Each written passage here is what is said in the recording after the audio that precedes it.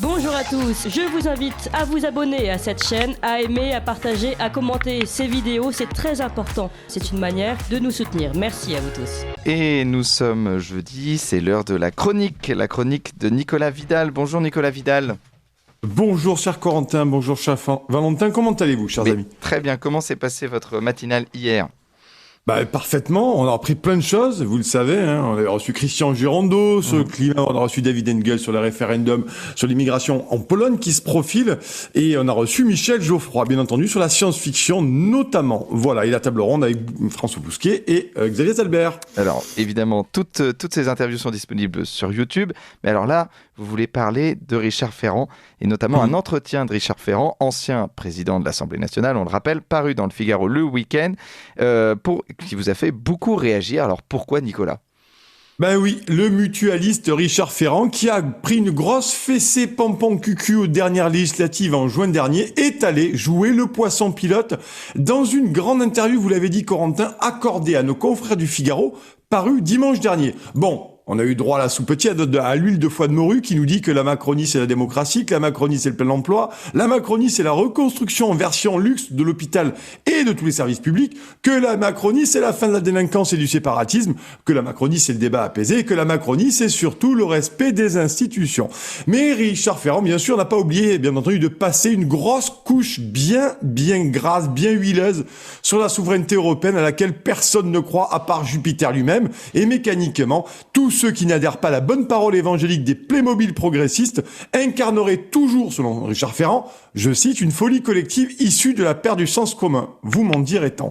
Et vous me direz jusqu'à là que c'est toujours la même bouillie de ceux qui n'aiment pas dépasser le stade des bruits faits avec la bouche, Corentin. Oui, mais à ce stade, il ne semble rien avoir de nouveau dans cet entretien. Qu'est-ce qui vous alors, pourquoi vous êtes particulièrement énervé ?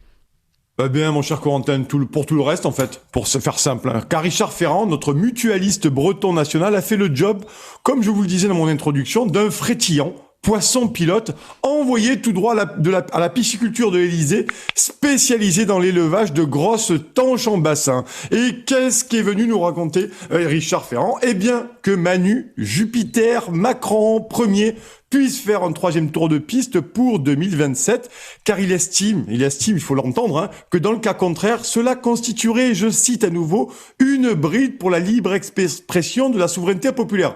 En réalité, franchement, on peut pas faire plus gonflé, surtout en Macronie, à qui la démocratie déclenche des crises d'urticaire. Car la souveraineté populaire, Corentin, c'est le pire cauchemar de Macron.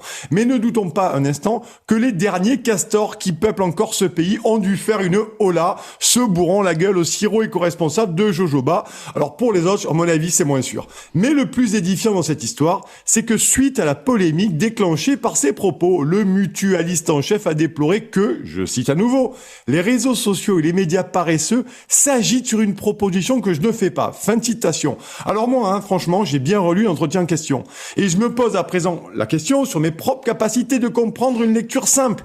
Selon Richard Ferrand, il serait peut-être nécessaire, à mon sens, que je refasse une année de primaire l'année prochaine, dès septembre. Plus sérieusement, ces gens sont de plus en plus flippants, littéralement en roue libre, et ils n'en sont plus dangereux, Corentin. Et oui, mais qu'est-ce qui vous inquiète dans cette déclaration particulièrement ? Depuis 6 ans, nous constatons avec inquiétude l'exponentielle soif de pouvoir de cette petite caste qui a fait le constat que la démocratie présente un obstacle trop gênant pour dérouler leur projet liberticide, brutal, autoritaire et coercitif à l'ensemble des Français, tout en étouffant la liberté d'expression. J'en veux pour preuve qu'actuellement, ça c'est intéressant, la France et l'Allemagne souhaitent au niveau européen rendre possible la surveillance des journalistes selon Investigate Europe, en cas de questions qui porteraient sur la sécurité nationale. En réalité, pour Emmanuel Macron, les Français qui contestent sa politique sont à eux seuls une menace pour sa propre sécurité supranationale. Oui, ces gens sont en roue libre et font sauter un à un les garde-fous. Alors si la majorité des Français, encore en suquet, ne se réveillent pas très vite, nous serons tous collectivement atomisés et asservis. Et comme le disait ma grand-mère, faudra pas venir bramer après, ce à quoi le voisin de Angélique répondait avec beaucoup d'empathie, s'ils veulent rien comprendre, alors qu'ils aillent s'escamper dans la flotte. Allez mes loulous, bonne journée, salut. Merci Nicolas Vidal, mais alors si on n'a pas Emmanuel Macron dans 4 ans, on aura Édouard Philippe, finalement, tout va changer à ce moment-là. Ça se jouera au bingo loto, mon cher Corentin, ça se jouera au bingo loto. Non, je plaisante.